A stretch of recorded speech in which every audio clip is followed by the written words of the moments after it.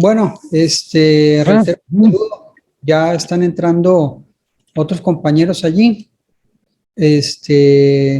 Tenemos bien clara cuál es la agenda.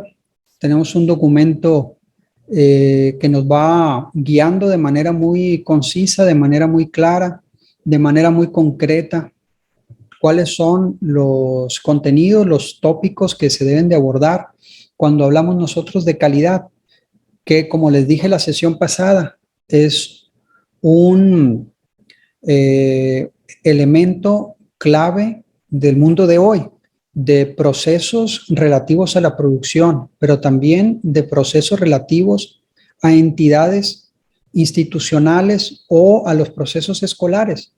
La razón, bueno, pues es que nosotros estamos en el vientre de una época que está dominada por la omnipresencia de la tecnología y del mundo del mercado.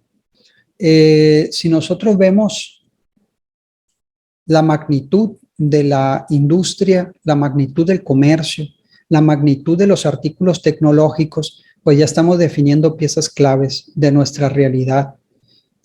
¿Por qué? Pues porque somos un mundo interconectado, basado, ¿sí?, en la presencia de la tecnología de la comunicación, y entonces la interconectividad depende enteramente de este tipo de regulaciones, de procesos integrados a la propia producción y la distribución de las mercancías.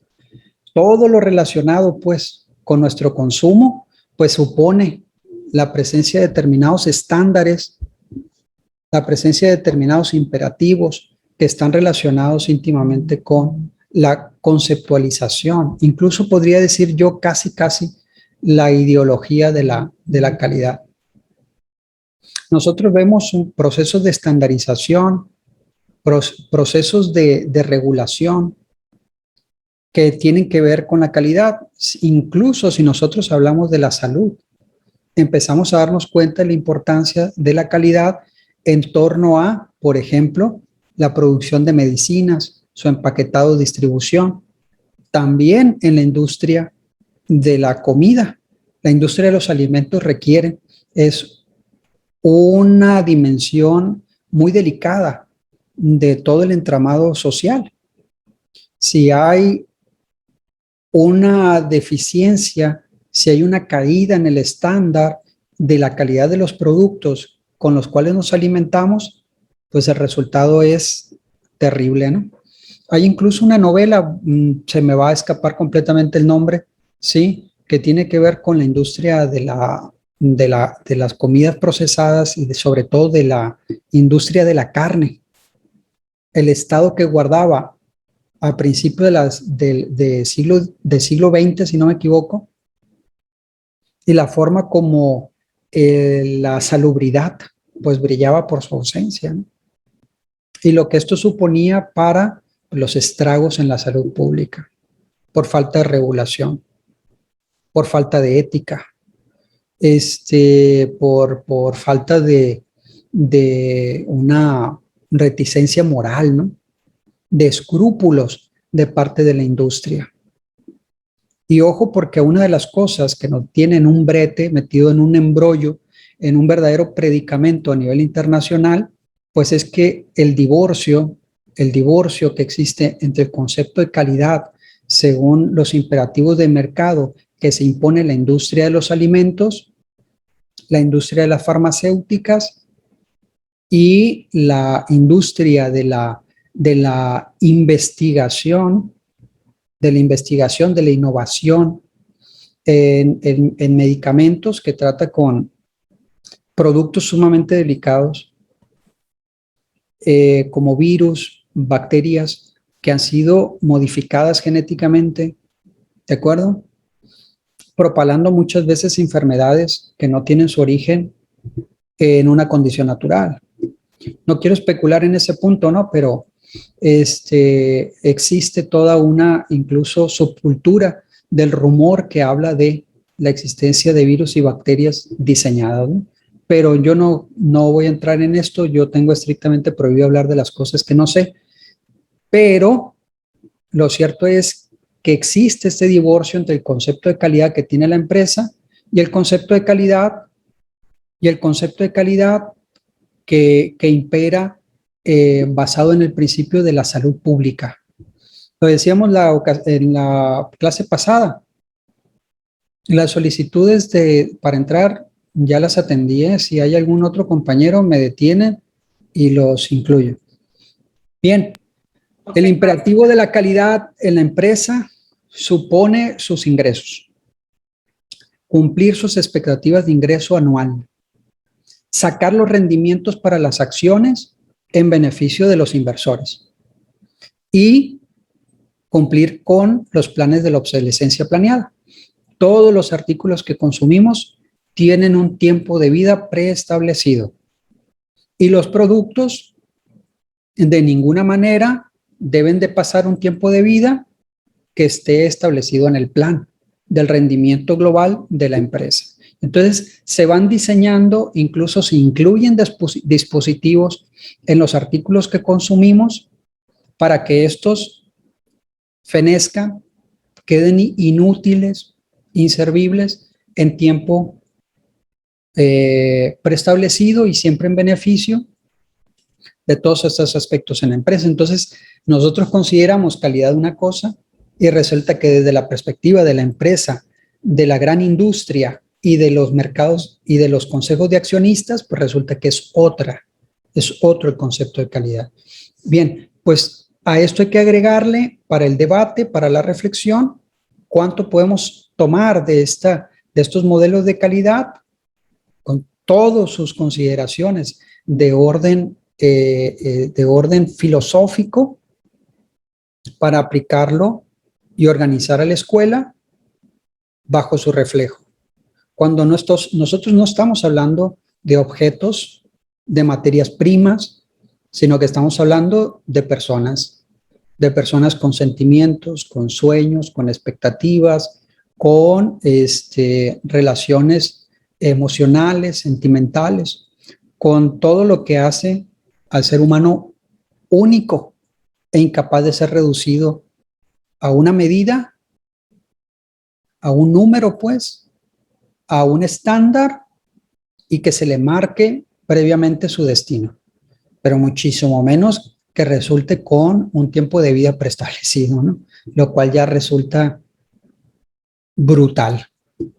Las sociedades que se suman a una visión de regulación, de hiperplaneación, de estándares, pues terminan siendo la encarnación de una visión distópica como una novela de Orwell, una visión orwelliana intolerable, ¿no? Sociedades hiperplaneadas que empiezan a ver como un peso, como una carga desechable a los ancianos, a las personas con discapacidad, a las personas con problemas que marcan un hándicap serio en el desarrollo y la integración en el mundo laboral. No quiero decir que nos acerquemos irremediablemente, que evolucionemos irremediablemente hacia ese tipo de sociedades. Solo recuerdo un comentario de la entonces directora del Fondo Monetario Internacional, Christine Lagarde, que decía, declaración pública, no que lo hubieran ventilado, que lo dijo allá en privado, no, declaración pública, que dijo que los ancianos eran una carga, que los países tenían que resolver qué hacer con ellos porque pronto se iba a avecinar una auténtica crisis fiscal porque representaban un verdadero agujero negro a sus ingresos, porque tenían que cuidar su salud, tenían que cuidar sus pagos de jubilación y esto iba a ser, planteaba un futuro terrible en términos fiscales para los países del globo, ¿no? ¿Se los traduzco? ¿Se los traduzco el comentario? Bueno, muy sencillo. ¿Quieres una salud fiscal para los países que funcionan bajo el modelo capitalista? de producción y consumo, pues no seas impertinente. A determinada edad, vete al panteón, ¿no? No seas una carga. O sea, no importunes al sistema económico capitalista y muérete a tiempo. ¿De acuerdo? Entonces, ahí está la tónica, pues. Cuando la gente que dirige el planeta habla en voz alta y es sincero, pues dice este tipo de brutalidades, ¿no? Bien, vamos a ver. Usamos el concepto de calidad siempre cuidando que es su valor instrumental, ¿de acuerdo? Y cuidando el lado humanista, holístico y complejo de la persona y de la escuela. Tenemos un documento que hemos venido abordando. Nosotros lo dejamos justo en este punto, en el que nos recuerdan una idea del señor Deming, en el que dice de manera muy radical que lo que nosotros conocemos es aquello que medimos. Por supuesto, planteamos en su momento que medir, cuantificar, plasmar en la estadística, visualizar por medio de una continuidad regulada, plasmada en números, pues nos puede dar una visión de cómo están evolucionando los procesos educativos. Nosotros, o sea, todo es susceptible de ser medido, de ser conmensurable, ¿no? Pero sin embargo, no vamos a caer en el error de suponer que aquello que tú no puedes reducir al número, a lo cuantitativo, pues no lo sabes. No, no, no, es un instrumento, ¿de acuerdo? Que nos permite capitular, poner en perspectiva, reducir la complejidad, poner a una luz nueva pues, las partes que concursan en la composición de una realidad y nos permiten avanzar con cierta certidumbre en la intervención, ¿sí?, de un proceso complejo. Sí, lo podríamos decir de la siguiente manera. ¿Cómo tú abordas una deuda si ni siquiera sabes cuál es el pasivo? Es saber, ¿cuáles son tus ingresos? No tengo idea. ¿Cuáles son tus deudas? No tengo idea. ¿Cómo van venciéndose esos pasivos en el tiempo? No tengo ni la menor idea. Dices, Madre de Dios, ¿cómo te ayudo? Lo que necesitas hacer es cuantificar y tomar decisiones con pertinencia. Pero eso no quiere decir que la vida misma no pueda ser entendida más que midiendo las cosas.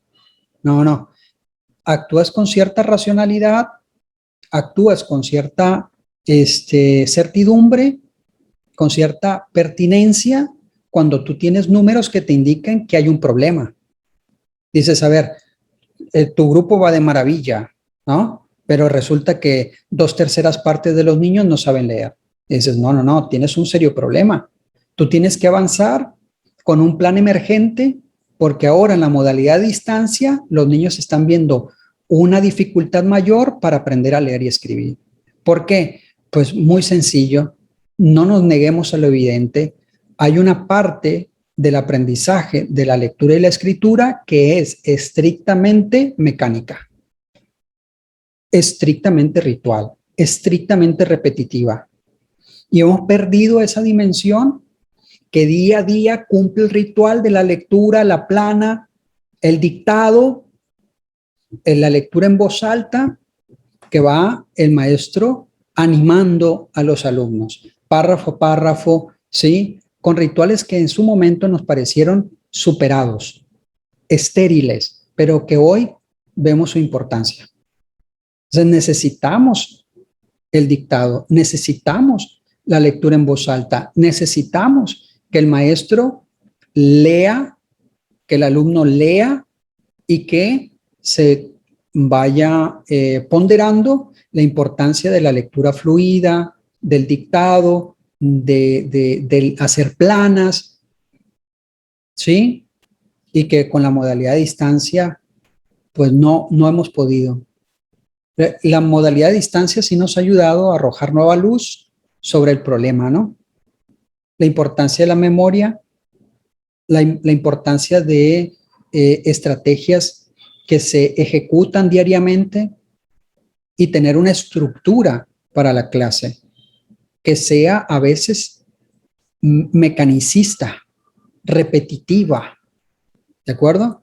Ojalá que replanteemos todas nuestras críticas a la luz de estos datos respecto a la escuela tradicional y sus procesos.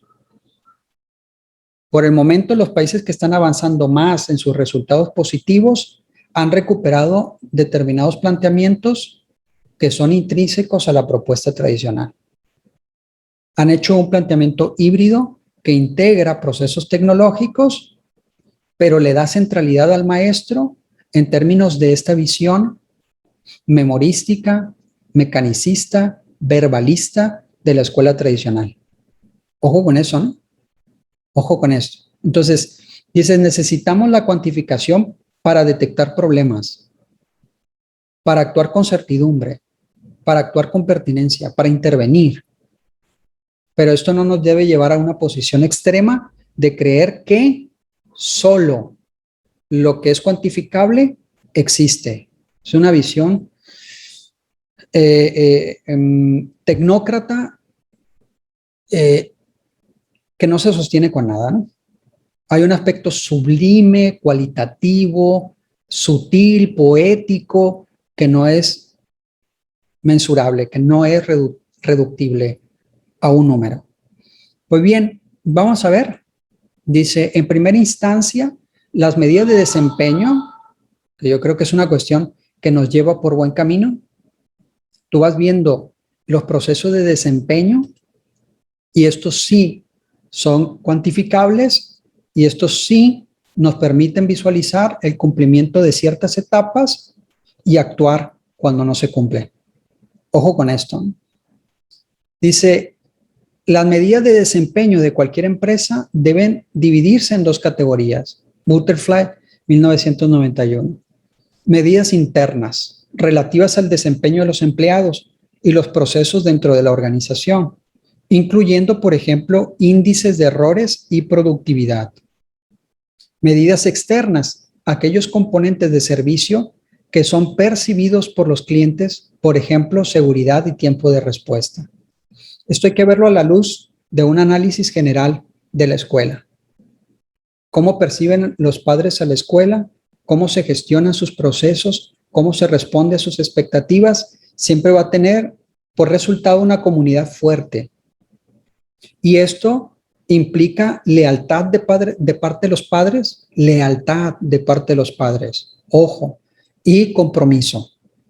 Si tú estás cumpliendo las expectativas de los padres, puedes crear compromisos en torno a proyectos específicos para subsanar problemas, que el tiempo no rinde para cubrirlos en clase. El papá que lee, el papá que dicta, el papá que toma nota de su hijo escribiendo correctamente, con una sintaxis, con una ortografía correcta, puede ser parte de un proyecto emergente crítico para los momentos que estamos viviendo actualmente. Pero esto lo va a hacer el papá comprometido cuando ve de parte de la escuela una preocupación genuina, legítima y que interviene, ¿sí? Entonces hay el compromiso suficiente que genera, que deriva en una comunidad. Esos son aspectos cualitativos que van cohesionando, pues, y haciendo una comunidad que pone manos a la obra para intervenir. Y vienen las medidas internas. Tú te tienes que ir juzgando, no con base en determinados indicios que se te insinúan, no, con determinados datos que están registrados, ¿de acuerdo? Y esto tiene que ver con los exámenes diagnósticos, con el registro diario de determinadas variables, que son muy conocidas, ¿sí? Como la entrega de tareas, la participación, el respeto del turno, cómo se concluye, o sea, cómo se concluye el trabajo del aula, quiénes, cómo, el orden del espacio de trabajo. Son variables que tú vas anotando, ¿sí? Y que en un momento determinado pueden no representar nada en el tiempo corto, pero viendo una evolución histórica un poco más amplia, te vas dando cuenta de ciertas regularidades. La distinción entre niños y niñas en su proceso de aprendizaje, que tú lo vayas registrando en una tabla, es muy interesante. Empiezas a darte cuenta de determinados procesos, de determinadas características que atañen a la sexualidad. Me refiero al género, ¿de acuerdo? Entonces intervienes con un poco más de claridad en torno a perfiles de tus alumnos, a perfiles que tienen que ver con el rendimiento por materia, por ejemplo, que fortaleces determinados aspectos y que creas auxiliares de manera profesional. Dices, vamos a entrar a un nuevo tema, pero está relacionado con aquel otro tópico.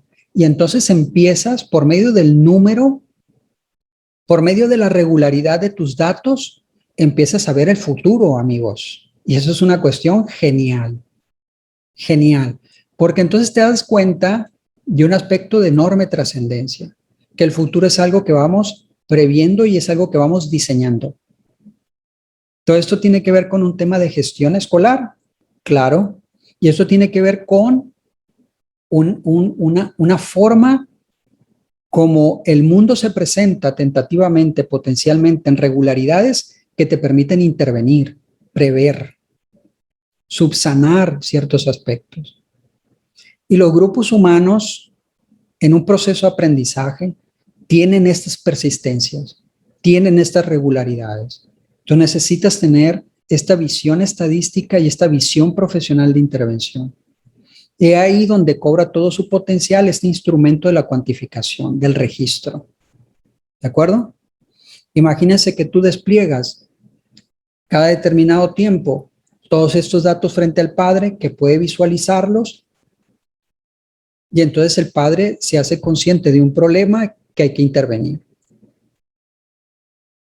Es de mucha utilidad. Dice, es evidente que las medidas internas están directamente relacionadas con las medidas externas. De hecho, reflejan las mismas cosas, pero desde perspectivas diferentes. El punto de vista de la organización y el punto de vista del cliente. Ojo, ¿no? Porque esto podría hacerse en letras de oro porque es totalmente cierto. Los seres humanos continuamente estamos reflejando aspectos más profundos, aspectos diferidos, que tienen que ver con otras facetas, con otros escenarios de nuestra vida. Los niños especialmente tienen estas cuestiones allí que no pueden comunicarlas, pero que están latentes en su comportamiento.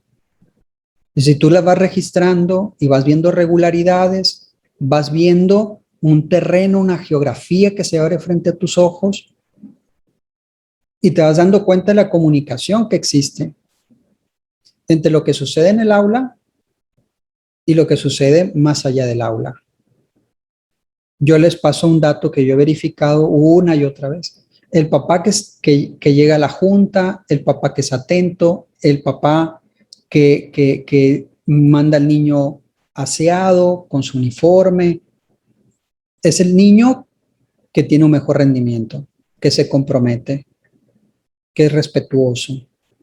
El papá que tiene querellas constantes con el maestro, que critica, que eso es, que no se compromete, que no cuida al niño, que no lo asiste en sus tareas, el niño tiene mal rendimiento, tiene mala actitud, tiene mala disposición. Entonces es parte de los reflejos en el crisol, en toda esta pantalla, ¿sí?, que refleja como una luz terrible, tremenda, lo social, el entorno y la influencia de los demás en la persona. Una personita chiquita que está absorbiendo completamente la influencia de su entorno. Y nosotros tenemos que ser muchas veces el factor radical, determinante para un cambio en la personalidad del niño. pero tienes que unir todos estos elementos, ver cómo se integra en el desempeño, en el aprendizaje del niño y empezar a tocar las cuerdas, ¿sí? Que van determinando esa melodía y cambiarla. Es parte de la gestión, ¿no? Y es parte de la comunicación cotidiana que debes de tener con los padres. Y la complicidad que debe tener la autoridad de la escuela. ¿Cómo llevas esto a un concepto de calidad? Les deseo suerte, ¿no? Si emprenden una tesis hablando de todas estas cuestiones. Cómo la atención, cómo la ayuda, cómo la asistencia a un niño para desarrollarse plenamente como persona tiene que ver con el concepto de calidad. Necesariamente tiene que ver con un programa de centro. Necesariamente tiene que ver con una comunidad bien consciente de todos esos aspectos que empieza a crear un programa, un proyecto, un sistema que monitorea, que interviene y que pone en el centro al niño y a la comunicación. Bien. Dice, las mediciones, Horowitz 1993, para alcanzar o mejorar con respecto a un determinado nivel de referencia, son válidas en tanto que dicha referencia refleje con precisión las expectativas de servicio a los clientes. De no ser así, una compañía está creando la perfección sin propósito alguno. El elefante blanco, totalmente inútil del proverbio. Si se trata de medir la calidad en el servicio, las mediciones solo adquieren significado al compararse con los resultados de encuestas de satisfacción al cliente. Ojo, ¿no? Acá lo que necesitamos son referencias, puntos referenciales en el pasado. Necesitamos puntos de referencia creados por exámenes diagnósticos y entrevistas con los padres. Esto es un trabajo de centro muy importante. Yo nunca he trabajado en una escuela pública, ¿sí? Pero sería adolecer de mucho si no existe un momento previo en la comunicación con los padres para que tú conozcas el escenario general en el que se insertan los niños. Los niños vienen en representación de ese escenario. Ese escenario es la fuente de su potencialidad. Y entonces necesitas conocer esta dimensión. Necesitas escuchar cómo se comunica, cómo habla, qué disposición tienen los padres, cómo es la familia. Y entonces necesitas crear referencias a partir de exámenes diagnósticos. Y necesitas, por supuesto, ir trazando proyectos de intervención adecuados. Por supuesto, necesitas ir midiendo la evolución. Acá nos dice más abocado a la empresa privada, a una empresa de servicios o a una empresa que ofrece un producto. Pues pregunta a tu cliente. Abre un portal que te permita obtener la opinión de tus clientes. ¿Por qué? Pues porque eso es una información sumamente rica que te entrega el cliente generosamente para que tú veas cómo vas avanzando, en qué te has estancado, dónde ves retrocesos para intervenir. ¿De acuerdo? No estoy diciendo acá que todas las opiniones, haciendo un parangón, ¿no? Que todas las opiniones, por ejemplo, negativas de un padre, pues tengan razón. O tengan razón a partir de un juicio objetivo, imparcial, verdadero del maestro. Refleja sin duda un problema, ¿no? Pero ese problema puede estar en el padre. Una opinión negativa en una comunidad ya sí plantea una cuestión crítica, ¿no? Ya sí plantea una alarma. Hay que intervenir porque al final de cuentas, pues la escuela la hacemos todos. Tenemos que intervenir para que los procesos intrínsecos que definen a la escuela sean satisfactorios. Son cuestiones elementales, ¿no? Bajo el nuevo paradigma de la gestión escolar, nosotros vamos a darnos cuenta que un estándar de calidad, el cumplimiento de la calidad en el proceso educativo, necesariamente implica que la comunidad va generando los procesos que definen la institucionalidad de la escuela. Es una cuestión que también quedó clara en la sesión pasada. Tenemos ahora nosotros una tendencia marcada a hacer de la escuela el resultado de un convenio siempre renovado, siempre en proceso de revisión, siempre en ejecución y consolidación, siempre bajo examen, ¿sí? Y que implica que todos tenemos que hacer la escuela, todos.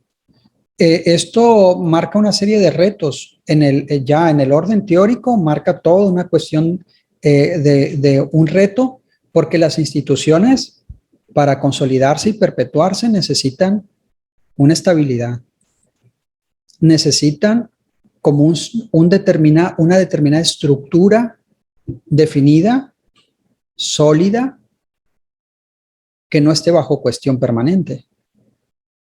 ¿De acuerdo? Porque los procesos de protocolización que son intrínsecos a la existencia de las instituciones marcan determinados, vamos a decir, principios axiomáticos que no pueden cuestionarse, que no pueden estar continuamente siendo reemplazados. Pero es una cuestión teórica que podría interesar a un sociólogo institucionalista que ve la evolución histórica de una institución. Dice, caray, imagínense un banco siendo cuestionado, renovado, reemplazado permanentemente en sus protocolos. Pues es contradictorio con su propio funcionamiento. Bien, pero nosotros en la escuela actual sí vemos ese proceso.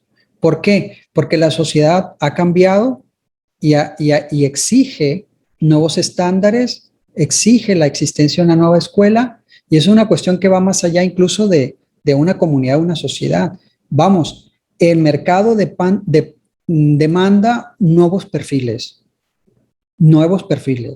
O sea, el mercado laboral, la sociedad en su funcionamiento, dice, si quieres seguir formando esos alumnos con ese perfil, allá tú. Pero lo que nosotros necesitamos es que el alumno tenga una visión científica, tenga capacidades técnicas, tenga capacidad de innovación, se integre en los equipos con una visión de liderazgo, conozca varios idiomas, no dos idiomas, el español y el inglés. Necesitamos un abanico de cualidades, de rasgos muy profesionales en los egresados, y nos referimos con toda claridad en primaria, secundaria, preparatoria, universidad y posgrados que te permitan la viabilidad misma de tu sociedad. Pero si tú quieres seguir formando un ejército de desempleados, puedes hacerlo con toda soberanía. El resultado de futuro será desastroso, ¿no? Porque, ojo, esto va más allá del eslogan. Esto no es un eslogan. Las sociedades que han puesto a la educación como alta prioridad han avanzado. Las sociedades que ven a la educación como un gasto, como una carga, porque apuestan por un perfil de egresados de sus ciudadanos mediocre, pues han pagado por esa decisión. Continuamos.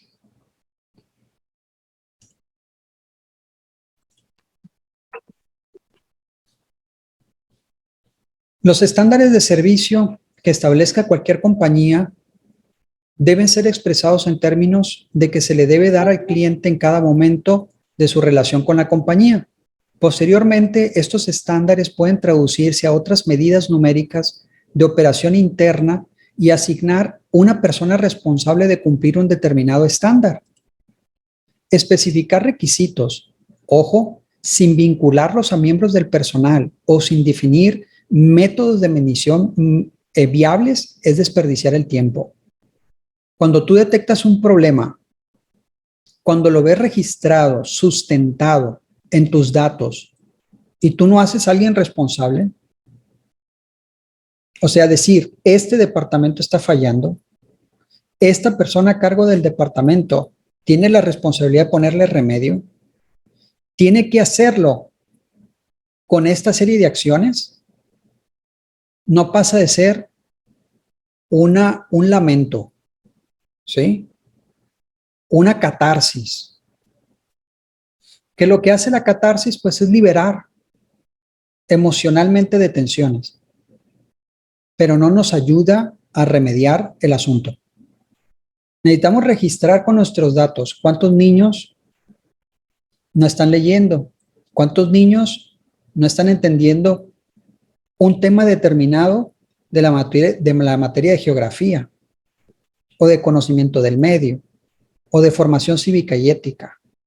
¿Qué tipo de conceptos, qué tipo de aprendizajes, qué tipo de herramientas y procesos psicológicos superiores no se están coronando con el éxito, con su cumplimiento?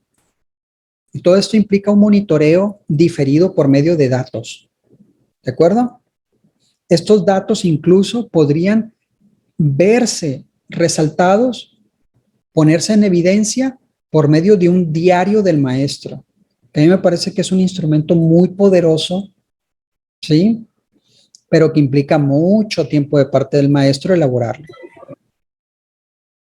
Bajo la reforma anterior que estábamos nosotros experimentando bajo el gobierno del señor Enrique Peña Nieto, veíamos el uso de este diario como un diario de campo para el maestro y la propuesta entiendo que se abandonó. Yo sugeriría a todos los maestros de México empezar a escribir un diario y empezar a hacer la anécdota, la narrativa de todas las vicisitudes que ven en su día a día. Se van a dar cuenta que nosotros empezaríamos a encontrar una regularidad. Ojo, que no son números, es la propia narrativa, la propia diégesis, la historia de la escuela mexicana contada por los maestros, ¿no? Y entonces veríamos muchos elementos, muchos datos muy sugerentes relacionados con los problemas, las causas de los problemas de aprendizaje. Entonces, una vez que detectamos el problema, como centro de trabajo, como maestro, como autoridad, hay que empezar a intervenir. Y la intervención es con un diagnóstico, con un programa de intervención claro, muy concreto, con una población muy delimitada a la que se le va a intervenir y con un responsable. Ojo, porque esto también le sigue un proceso de evaluación continua. A ver, en determinada fecha tenemos que ir superando este problema. Es un reto. Entonces nosotros tenemos una temporalidad, un proceso de intervención y una evaluación constante. Ante problemas muy claros, no estamos inventando aquí absolutamente nada. Se han agudizado esos procesos bajo las condiciones que estamos viviendo y están a flor de piel. Niños que no saben expresar un problema, que no saben elaborar preguntas, que no saben leer fluidamente, que no saben abordar un problema matemático, que no saben hacer un uso práctico de la aritmética para solucionar problemas, que no conocen las tablas de multiplicar. Puedo hacer una larga lista de ejemplos. Los maestros que están frente al aula podrían, es una letanía enorme de problemas educativos. La educación son problemas, son debilidades. No, porque la educación radica en la experiencia de cada persona, en sus dificultades, pues para para allanar un proceso complejo de desarrollo mental. Entonces está plagado de problemas. El problema, o sea, el verdadero brete es cuando no estás consciente, cuando está oculto bajo un conformismo del maestro. Le dice, todo va bien, voy cubriendo los contenidos. Bueno, nadie sabe nada, ¿no? Pero los contenidos, pues, olvídate, voy como un avión, viendo los contenidos. No, calma. O sea, ¿están aprendiendo realmente los alumnos? ¿Cómo lo están aprendiendo? ¿Qué clase de procesos estás tú detonando en la mente del alumno? Y entonces acá viene el problema. Bien. Tiene que haber un responsable, ¿no? En los consejos técnicos escolares, donde nos volvemos una verdadera retahíla de calamidades, decimos cuántos problemas hay relacionados con la falta de espacios, la falta de materiales, la falta de compromiso de los padres, los handicaps naturales que tienen los niños por nacimiento, determinados perfiles que ahora afloran. No sé si porque somos más conscientes o porque pasa algo no revelado, algo no revelado en la gestación de los niños, pero yo veo más síndromes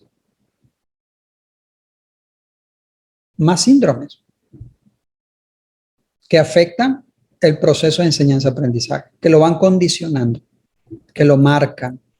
Podríamos decir que lo lastran, ¿sí? Entonces, nosotros tenemos que asignar en esos consejos técnicos los problemas, las intervenciones que vamos a hacer y los responsables de llevarlo a cabo. Parece muy evidente que es el maestro, sí, pero ya tenemos que cambiar ese modelo. Se tiene que hacer una intervención desde distintos ángulos. Alguien monitorea y alguien lo ejecuta, pero necesitamos el concurso de todos los actores. Bien, dice también, algunos de los postulados de la teoría de calidad son: la calidad se basa en un solo principio. Vamos a ver qué significa esto ahorita. Un principio no cambia, es inmutable. La calidad es un principio filosófico. La calidad opera con tres aspectos básicos: definición, orden y disciplina. La calidad es totalmente inmutable y tiene un valor absoluto. La tecnología es absolutamente evolutiva y tiene un valor relativo. Ojo, ¿no? Es muy interesante porque dice, en pocas palabras, la calidad es una actitud, es una disposición, es un modo de vida, es una forma como tú te planteas el trabajo general. Es, ¿qué expectativas tienes? ¿Qué estrategias tienes para alcanzarlo? ¿Y qué tanta constancia tienes para imprimirle toda tu fuerza y llegar con éxito a esos objetivos? Dice, ¿quieres hacer uso de la tecnología? Hazlo, es un agregado, pero la calidad no es la tecnología. La calidad es una conducta, es un principio de actuación, es una filosofía. ¿De acuerdo? Cuando tú, más allá de toda vanagloria, fatua, tú estás registrando continuamente tu comportamiento, tu actividad, y estás en una evaluación crítica. Y por supuesto, tienes como instrumento básico el cumplimiento de esas metas en el tiempo. Cuando tú haces un equipo con esta filosofía, entonces el conformismo sale por la ventana, ¿no? Tú estás en una revisión continua y estás poniendo en ejecución un programa, una propuesta, una estrategia para ir corrigiendo errores. Por eso dice, la calidad se basa en un solo principio. Es como un estarte demandando una entrega constante para que el trabajo sea mejor. Claro que esto se hace con base en una evaluación y se tiene bien dosificado tus fuerzas, la fuerza del equipo, para ir corrigiendo. En este momento lo que ha aflorado a nivel escuela es que los niños están teniendo muchos problemas para dominar procesos básicos como lectura y escritura, que se habían cumplidos en el trabajo escolar, pero que en este momento, bajo la modalidad de distancia, no se tienen los elementos para ir presionando, vamos a decir, cómo el ambiente te lleva a trabajar de forma natural a determinadas actividades. Bien, pues la clase a distancia no tiene esos estímulos. ¿Cómo, dicen los maestros comprometidos, podemos crear un programa que artificialmente lleve a los niños a aprender esto? Lectura y escritura. ¿Cómo intervenimos sistemáticamente como centro para estimular a los niños a leer y escribir? Hacer de la lectura y la escritura los procesos básicos de todo aprendizaje. Porque obviamente un niño que no sabe hablar, un niño que no sabe leer, un niño que no sabe escribir, tiene un hándicap terrible al momento de abordar cualquier tipo de contenido escolar. Y esto se tiene que atajar, se tiene que atacar. ¿Sí? Bien, esto plantea cosas muy interesantes, estos 6 puntos que están aquí, y da para muchas reflexiones, ¿no? Dice, los sistemas de gestión de calidad es una herramienta necesaria en cualquier empresa, ya que permite direccionar y establecer su actividad en la calidad. Al hablar de un sistema de calidad, se enfoca a un programa de calidad que va acompañado de la presidencia, dirección o gerencia general, y deben participar en el programa de calidad, condición previa para llevar a cabo el sistema administrativo de operación, enfocado a los factores básicos de la operación, a saber, persona, actividad, documento, equipo e instalación, recursos y productos, servicio y resultados. Es la forma como todos estos elementos o todas estas dimensiones encajan. Es el espacio, es el ambiente, son los útiles, es el mobiliario, son las herramientas como el cañón, las pantallas, la computadora,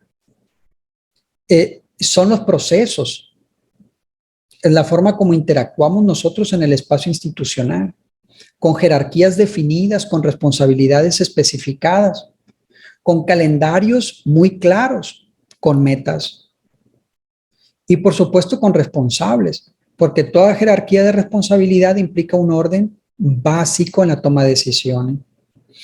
Ojo, ¿no? Ojo, porque nosotros vemos cierta tendencia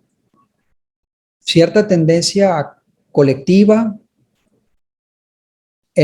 vamos a decir, como cierta presencia a no aceptar ni liderazgos, ni responsabilidades, ni estructuras de mando, pero esto es básico. Esto es básico en toda organización. Es básico en toda organización que tiene tareas específicas que cumplir. Se necesita el liderazgo, se necesita la jerarquía, se necesita una distribución desigual de la responsabilidad en tareas bien concretas. Esto dosifica y multiplica las fuerzas humanas para intervenir y solucionar problemas. Ahí sí, perdón, no somos iguales. Ahí sí, perdón, se necesita un orden que implica una distribución de tareas y responsabilidades, implica una jerarquía.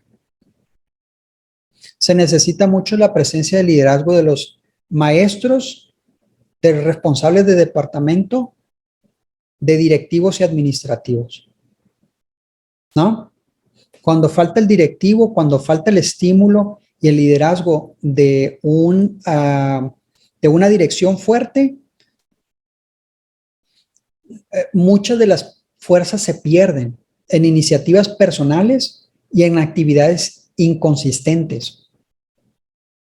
Y para una empresa esto es, no voy a entrar en eso, pues, porque nos interesa la realidad de la escuela, pero para una empresa es prácticamente crecer o prácticamente morir. Yo les pongo un ejemplo. Ahí está la revista nacional de periodismo de enorme prestigio, con una historia increíble, que casi tiene que ver con la historia de la democracia en México, como la revista Proceso. Que en este momento, cambiando a sus jefes, a las personas que administran, que dirigen la revista semanal, está naufragando totalmente. Se viene a pique las visitas, las consultas, los suscriptores, todo viene a pique.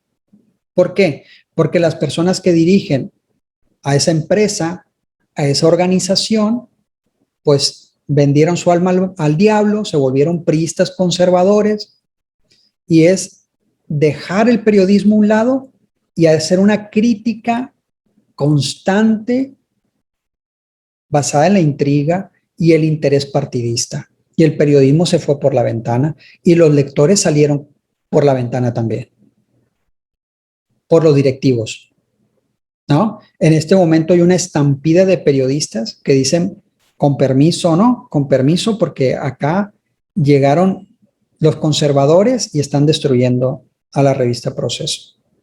Me voy porque me quedo sin prestigio también como periodista. Bien, hay que tener cuidado de los liderazgos y de las responsabilidades. Cuando un maestro detecta un problema y empieza a intervenir por cuenta propia, hará mucho por sus alumnos. Pero cuando hay un centro de trabajo con un director, con un equipo de maestros sólidos y comprometidos que detectan un problema y actúan, la fuerza se multiplica, porque así es la organización del trabajo humano. Ese es su éxito. Esa es su naturaleza, multiplicar las fuerzas del hombre. Bien, vamos adelante. Al hablar de un sistema de calidad, se enfoca un programa de calidad. Aquí nos quedamos, ¿sí, verdad?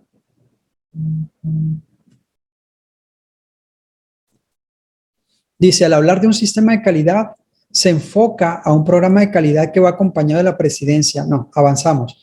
De acuerdo a la teoría de la calidad, siempre existe y debe existir en cualquier sistema los siguientes principios: definición de los problemas, orden, para ver quién ataja ese problema y se hace responsable, y disciplina. Tiene que haber una constancia en el tiempo. No vale que veas un problema y digas, sí, ayer lo vi, lo atendí, hoy ya no. ¿Sí? Y decir el por qué. ¿Por qué decir el por qué? Porque la justificación es la que nos va a dar el resto de los aspectos. ¿Por qué nos da la importancia? Nos dimensiona el nivel de compromiso que tenemos que tener. Tú empiezas a ver cómo impacta en otros aspectos, en otras dimensiones, el problema que vas a atajar. ¿Y para qué?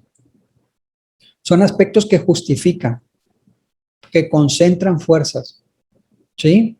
Y que aseguran la constancia.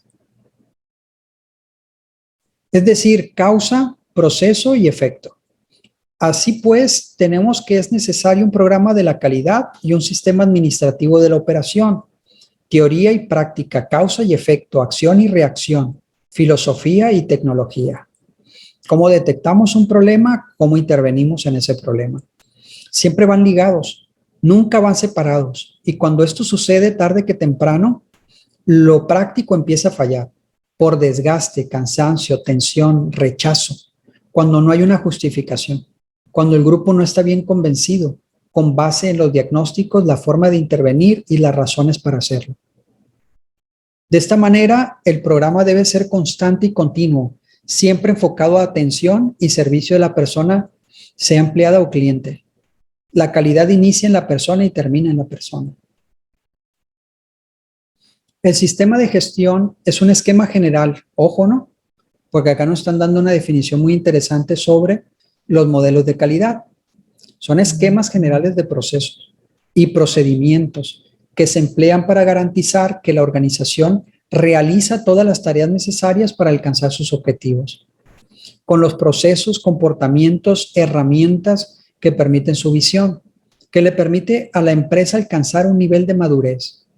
Administrar es el proceso que le permite a la persona controlar sus propias oportunidades, de realizar en su existencia todo su ser. Eso a través de la calidad. Así pues, la calidad en la administración es la causa y la administración de la calidad es el efecto. Los que nos tienen constante revisión de los problemas que aparecen en el proceso general es este principio de calidad. Las estrategias que vamos a implementar es la administración. ¿Sí? Entonces nosotros tenemos una disposición profesional a juzgar críticamente lo que estamos haciendo, el proceso y sus resultados. Nosotros tenemos una serie de instrumentos como maestros que nos dan cuenta de si estamos fracasando o no estamos fracasando. La educación tiene mucho tiempo de fraguándose, madurando. Y en ese sentido tenemos muchos instrumentos a nuestra mano para juzgar el proceso. Ojo, porque acá de lo que adolecemos es un poco de los planes contingentes para intervenir.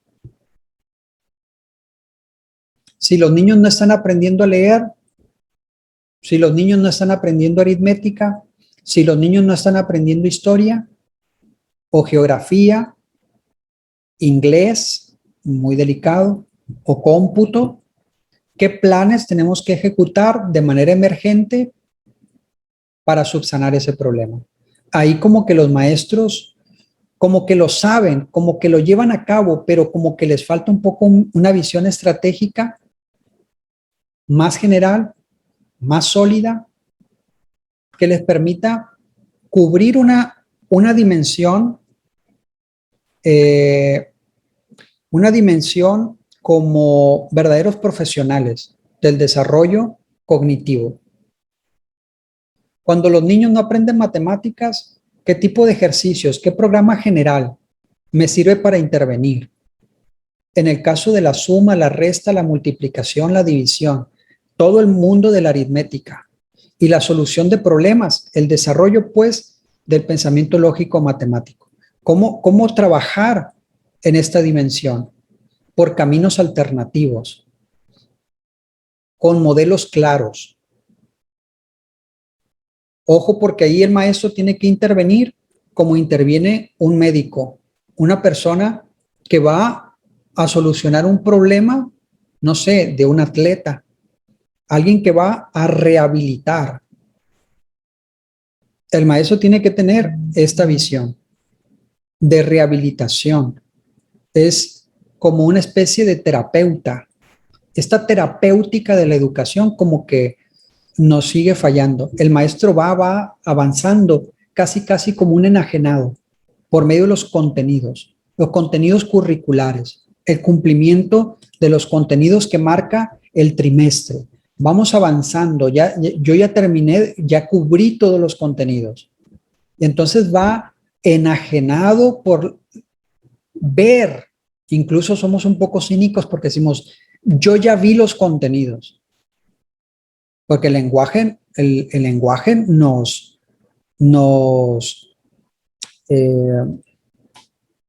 ¿cómo decirlo? El lenguaje nos desenmascara. ¿De acuerdo? Yo ya vi los contenidos, implica, vamos, entiéndase, parece una confesión de parte. Lo que necesitamos ver es esta geografía, esta orografía tan diversa que está implícito en todo el proceso de aprendizaje y el aprovechamiento de un grupo que es necesariamente diverso, entre niños con perfiles psicológicos verdaderamente variados. Entonces, tú, con una visión de rehabilitación, ¿sí? Como un terapeuta, intervienes ahí donde hay problemas. ¿Cómo? Siendo un versado de la didáctica y la pedagogía. Necesitas conocer modelos de intervención. Necesitas ser un lector voraz de todos estos aspectos. Vamos, con mecánicas de clase, con trabajos en casa, con el diseño de intervenciones ad hoc, o sea, que sirven para situaciones específicas que tú vas diseñando. Y vas a darte cuenta que en tu clase, para que se promueva el aprendizaje, necesitas un orden, eso está por demás decirlo, regular. ¿De acuerdo? Porque nosotros vamos aprendiendo con mayor o menor facilidad allí donde hay un orden que lo estimula. Si nuestro encuentro con el aprendizaje, con un determinado aprendizaje o contenido, con determinados ejercicios es intermitente, pues allanar el camino de esa dimensión específica que detona un determinado contenido, ojo, porque la historia como contenido escolar desarrolla determinados campos de la mente que no lo genera ninguna otra materia, ¿no? Hay campos específicos que detona, que eclosiona en la mente como un modo de actuar, de pensar, de usar la mente, que despierta las matemáticas y que ninguna otra materia lo hace, ¿no? Tú debes de saber cuál es ese campo y en hacerte de ejercicios, ¿sí? Programas que te permitan ir fortaleciendo esos campos. De manera general, entender la relación que existe entre el desarrollo lingüístico, entre el desarrollo del lenguaje y la comunicación, y la forma tan generalizada, ojo, porque es una dimensión teórica muy interesante, cómo el lenguaje impacta de modo tan generalizado en el desarrollo de los procesos psicológicos superiores. El maestro tiene que ser una persona que conversa, que lee, que escribe, con corrección, ¿sí?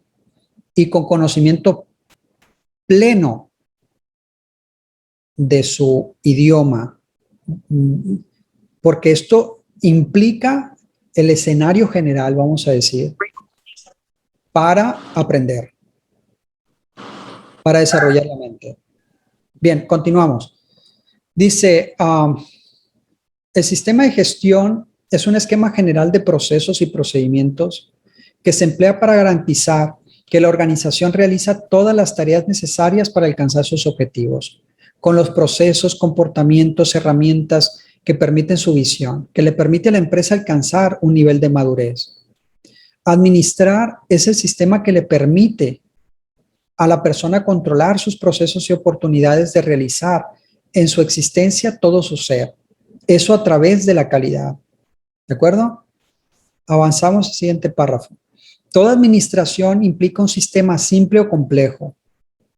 Lo que busca un sistema en la administración es controlar las oportunidades que se generan en la gestión del sistema. Ahora, ¿qué es lo que pretende el concepto de calidad total? Simplemente que la gestión del sistema abarque a todo y a todos en el universo de la empresa. Todos y todo debe estar contemplado en el sistema administrativo de la operación. El sistema es, pues, total y netamente operativo. Es decir, se basa en la gestión sistemática y controlada de la operación. Y eso es lo que yo les comunicaba antes del corte, o sea, es muy importante entender cómo nosotros vamos avanzando hacia un nuevo esquema, hacia un nuevo paradigma de la gestión, de la administración y de la intervención del maestro y de todos los actores, que implica justamente entender, por una parte, cómo se integra una institución, entenderla orgánicamente de manera total, ¿sí? Y por supuesto entender cómo intervenir en ella, todos, para obtener resultados consistentes a futuro. Nosotros vamos a entender entonces que estamos desarrollando un nuevo paradigma, pero a partir del desarrollo de una nueva conciencia que no puede ser denominada de otra manera más que una nueva sensibilidad sociológica. Entender cómo los grupos humanos crean entornos regulados con sus protocolos, con resultados preestablecidos, con expectativas marcadas históricamente y que se tienen que cumplir. Que las jerarquías de responsabilidad, las organizaciones y las actividades esquemáticas suponen un refrendo cotidiano para alcanzar esos objetivos. Y esos objetivos son objetivos necesariamente históricos. Nosotros estamos formando en este momento los protagonistas del futuro. Los perfiles que le demos son los perfiles que va a tener la sociedad futura en México. Y si nosotros juntamos la historia de la escuela de cada uno de los países, vamos a ver que potencialmente estamos determinando sus perfiles en las décadas posteriores. Vamos a darnos cuenta que si trabajan en su nivel primaria, fortaleciendo determinados procesos, van a ir generando a ciudadanos que van a presentar esos perfiles. En las instituciones todas, se refrenda un proceso histórico y se cambia el rumbo de futuro de una sociedad. ¿Lo hacemos nosotros en espacios espontáneos? Sí, a nivel personal. Las decisiones que tú tomes ahorita van a marcar tu futuro en términos potenciales. Pero desde una visión social, si queremos ver el futuro, preverlo, otear el futuro, tenemos que ver cómo están sus instituciones. Y ojo ahí, porque los actores de este proceso histórico, son los diseñadores de la institución escolar. Tienen un enorme peso en la cultura. Ahora vamos a entender por qué razón la escuela mexicana está a debate. ¿Por qué razón los medios de comunicación están a debate? Porque en los medios de comunicación, en la información, en el lenguaje, en el conocimiento, se decide el perfil futuro de toda sociedad. Vamos a hacer un corte, volvemos para redondear esto y vamos a concluir, ¿de acuerdo? Ahorita nos vemos en el mismo link.